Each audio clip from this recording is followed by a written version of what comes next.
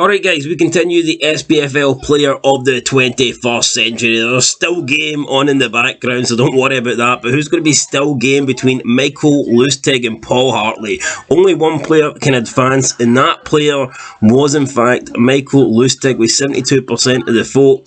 Massive win for him, beating Paul Hartley by such a large margin. And I straight away don't agree with this, man. I think Paul Hartley was a better player than Mikael Lustig.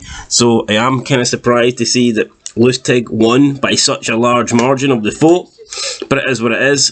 Lustig's through to round 2 and Paul Hartley has been eliminated. So yeah, Lustig sets up a Rangers versus Celtic clash when he takes on Ronald de Boer. But still surprised, man. I thought Paul Hartley overall was just a better player than Mikael Lustig. I think if you look in the history books, I just think Paul Hartley will stand out more. I think he was a bigger legend for Hearts. I think Mikael Lustig was nothing more than a squad player for Celtic, if I'm being honest. Yeah, he might have broke into the first 11, but for me, he was never one of the crucial Celtic players. I don't remember ever looking at the Celtic lineup and going, oh god, they've got Mikael Lustig in there. You know, for me, he was just a guy that I think he was always one of the weaker players in the Celtic team. When you look at the Celtic team and you look at Lustig, he never really, he never stood out. So yeah, unlike Paul Hartley, for when he was at Hearts, he did stand out, and that earned him a move to Celtic. So I would have personally had voted for Paul Hartley in this, but it is what it is.